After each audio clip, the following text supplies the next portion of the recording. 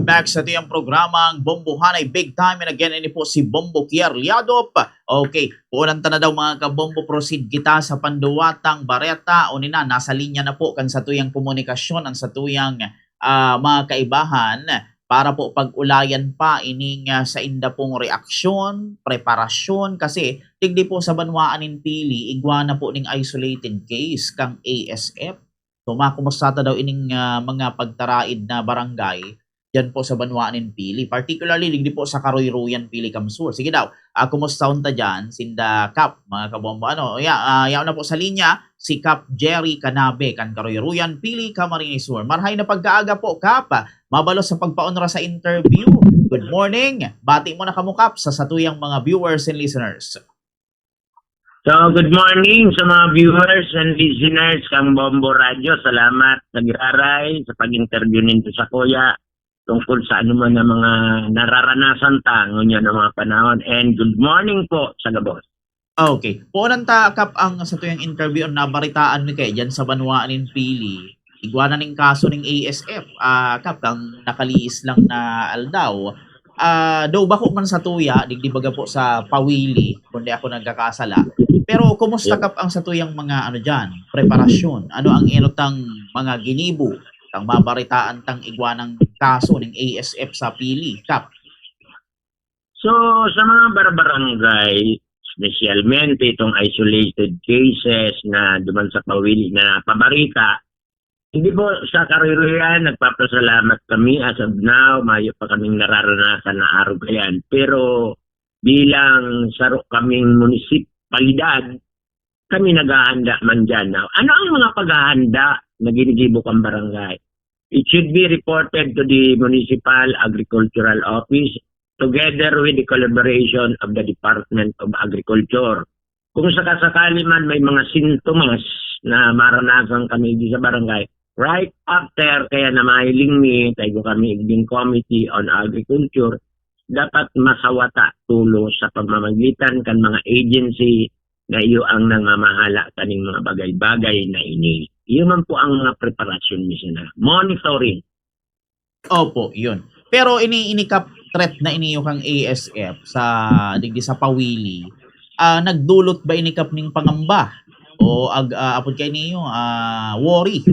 Nag-worry ba ang satuyang mga hog racers, mga residente diyan po sa Karuy-Ruyan kang mabaritaan po na igwa ng ASF digdi sa Pawili, Kap?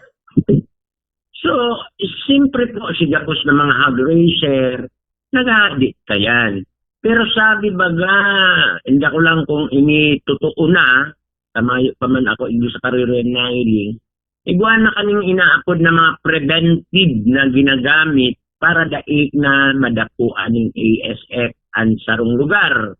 Igwa na nga ning tinataong vaccination kung may mga sintomas na pwedeng mag-occur dyan sa lugar na yan. May mga vaccination sa mga satuyang mga grazer o duman sa mga kauurigan, tanganing da isinda tamaan. Pero dahil ko pa ini nababalidar kung ano ini katotoo. Pero ang sabi nila, igwa na kaya na pagtuturugok sa mga urig, tanga daing tamaan kang ASF. Opo. And digdi, Kap, may formal na po bang direktiba o panundon na natanggap ka mo hali po sa LGU Pili o sa MAU, sa Municipal Agriculture Office? Manong mo digdi, Kap? Ang nare-receive na without written, may pa po kayo kaming nare-receiving written na halik sa MAU. Pero ang mga technician sa MAU office, nag-iikot-ikot man sa barangay, ini-inform nganing maka-iwas dyan sa bagay na yan si mga hog racer. Iyo man na nga ni ang paliwanag kung sakasakaling may manutaran na na ibang paghiro-hiro kan mga urig. So dapat mai-report tolos tanganing ma-assistiran sinda kung ano ang mga dapat ang gilibukon. Tanganing dain na maglako ining inaapod na ASF. Iyo man sa nanutaran, pero bayo pa po kayo na pinapaluwas na direktiba na hali sa MAU or sa LGU or the Office of the Mayor na kay gunin kung ano man ang nakapalaman doon sa direktiba, mayo pa kami kaya nare-receive. Opo. Pero kamo kap sa sa barangay, ano-ano kap itong mga konkretong lakdang o mga precautionary measures na tulos po nindong pigpautob sa indong barangay kang mabaritaan nindo ining ASF sa tuyang banwaan. Nag-istrikto na ba kita kap? Kap? Hindi kayo sa barangay ko, kanto pa, bago man ini kayang bago. Kanto, nag-depops, digdi, mga pinaralbong sa mga urig, natamaan nga ni kaning inaatod na ASF. Pero puno kanto, may mga precautionary ginibo si barangay. Ano-ano yan, na dapat itong kulungan kang urig, dahil pwedeng laugon kung si siya'y man na tao, tabaka ito ang carrier. Ito sa nang may sadiri, isa nang pwedeng maglaog man sa tangkal na kung dakula man yan or sadit. Ang aming makaiwas dyan sa inaapod na ASF ta. Ang ASF nakukuha duman sa carrier, duman sa baho, kung saan man yan na kontaminado na kang ASF, pag binawag sa urig, sumaulakitan ang urig. So kami man digdi sa barangay, permi ko lang sinasabi na dapat nga niyan, kasabi na, duros. Kung igodang sa balyo daradayan kan duros, baka makaabot duman. So, pagpapalaganan mo yan ng mga net, ng precaution na nadaima. Basta ang permining igwayan ng put na paglaog mo na kaipuan disinfected. So, ang kinakaipuan sa na perming malinig ang mga kaoriganta asin ang tangkal aning daima at dapo aning ASF. Iyon man lang po yan sa mong ginigibong preventive measures igis sa mong barangay. Opo.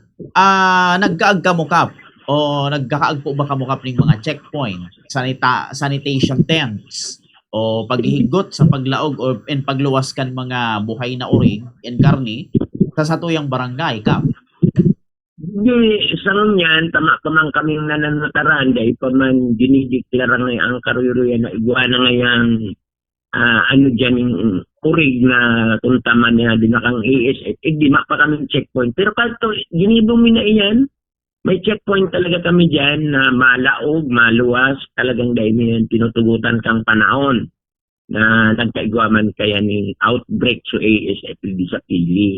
Nag-i-checkpoint po dyan ang mga tanong. Pero sa ngunyan, tama yung pamampong direktiba, ang lokal na pamahalaan kang pili, so dahil pa po kami kaya nagigibok.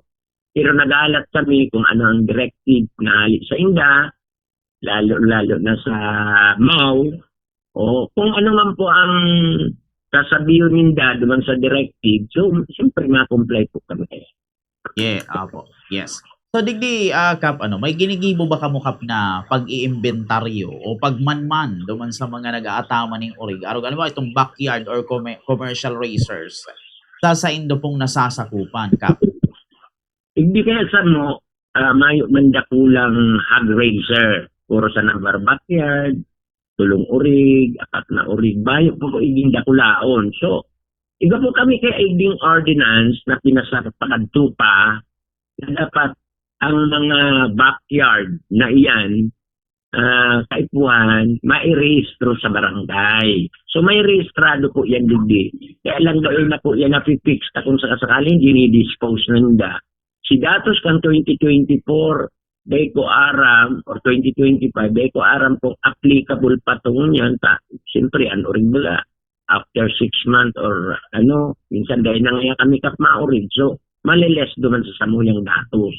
Pero pigiin kami narmi ang mga residente di na igwang backyard na dapat rehistrado sa barangay na i-rehistro sana na kami may atamang kaming 3, 4, or 2. Pero sa ngunyan, si dati ming datos, iyo pag-irare mi sinusunod, pero dahil ko aram kung iyo pa talaga ang datos sa ngunyan. Kung kaya, perminto mang girare mi pinapagarumdum, lalo na kung nagkakagawa kami igding asembleya, we have to try to explain to them na para makaiwas din sa mga bagay-bagay na ini. Iyon lang sana po, yan ang ginagawa ka barangay. Opo, iyon. And paano manindok kap pinapagirumduman ang mga residente manungod kap sa pag-aapon ning basura sa tamang apunan and pagbabawal ning pagpapakan kay ning swill o kanin baboy na madalas paggikanan kan virus, Kap. Hindi kaya, ang mostly bagay din nga, nahihiling ko sa nahihiling ko lang, bibira na itong mga sagmaw, bagay babaog. Social na digdi po na ba ng mga feeds. Ang pina-implement na lang para kung duman man sa kinakangka ng kahit buwan marayan sa indang septic tank. Yun lang yan. Pero siguro igwa pa man ng mga nagbabaw-baw dyan, mga sarusagbaw. Pero bibihira. Kaya mabintaon digdi ang feeds. Kaya ang nganing kariro yan po sa zone 1 hanggang sa zone 6. Kadakol ang nagbibenta ng feeds. Ning mga bagang arog kadto, traditional baga, pwede lang yung kamuting kahoy, kung anong ginagaga. Yung karuday na ninda ginigibo, nagre-rely na sinda sa mga feeds na pigpapakakanin sa indang mga urig. Okay po, okay po. And digdi Kap sa sunod tapang punto. May preparar po bang tabang o alternatibong suporta ang barangay para sa mga lokal na hog racers sakaling maapektaran man ang sa tuyang lugar ng ASF pero dahil man sana mangyari, Kap. Hindi kaya sa barangay, mayo kami kayo during whole budget ni, dahil may piglalaag ka, inot-inot, precaution lang ang samuya. Then, kung sakali man, ang may ano na po kayan, ang may rights o inaapod na karampatang tabang sa India, ang lokal na pamahalaan na kami pili. Ang MAO, sabi ang Department of Agriculture, kadto ang nabaritaan ko, igwaman ng mga kas na kumpiraman si Urig na nagkaigo kayan, igbabayadan ninda, pero dahil na 100% na taan. May mga pandua pa man sindang giligibo itong inaapod na riribayan. Kung Urig, babalitan ng lechon, ito. Isa na to, pero sa barangay po talaga, totally, kung sa mga assistance in terms of financial, mayong kakayahan ang barangay na maitauyan mga tabang na iyan. Dahil medyo baga mahal ang urig, dahil man makakayanan kang budget kang barangay. Opo, iyon. And digdi Kap, palibasa digdi baga sa Pawili, ini ang isolated case dyan po sa Pili na may ASF.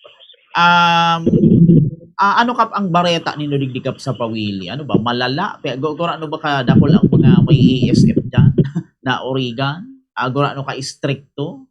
Sa bareta lang nino Kap or sa observation, Kap? Diyan kaya nasabi ko kaya sa baga na igwang mga preventive na ginigibo naman ang MAO. So bako man rampan talaga na igwa. Totoo, may sinda kaya ang na-identified na igwa ngayang dining ASF virus. Pero pinagtatarabang-tabangan yan siguro pang Department of Agriculture as in ang Municipal Agricultural Office together with the Municipality of Pili sa panginginot yan ni Mayor Solano na talagang masawata iyang ilang na yan. Tanganing dainang makaulakit sa mga adjacent o taraning barangay. Kaya nga niyang pasana, I hope na dain na yan maglako. Diyan na sa natasinda ang na-identified na igwakayan. Pero ginigibo man siguro kang lokal na pamahalaan kang Pili na kung pwede makontrol na yan bagay na yun. Na dahil na maglakop sa ibang barangay. Iyan ang pagkakabarita ko.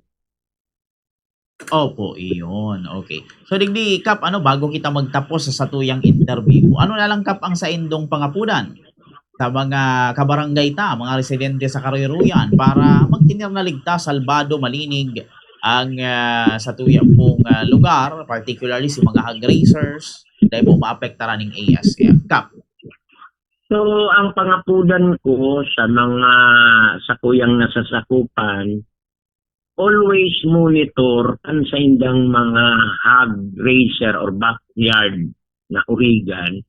Tanganing masawata tulos ining bagay na ni. Then, kung duman sa may mga infected places na di baga kaya igwaman nagtitirin da baga iging mga karne dahil na duman magparakroa digdi na sa nasa sa tuyang barangay igwaman iging nababakal pa kaya ng mga live na mga urita may mga barobakyard man nga o kung mag short ang supply pwede po kita ng magtirios-tios kayan dahil nga kita magkuha sa ibang lugar o nearby barangay, tabaka, iyo to ang magiging mitsa na kitatalugod an magrabe ang ASF. Kasi uro-urulakit magadayan basis sa ilang obserbasyon. So pangampunan ko sa kuyang mga constituents, Pilingon,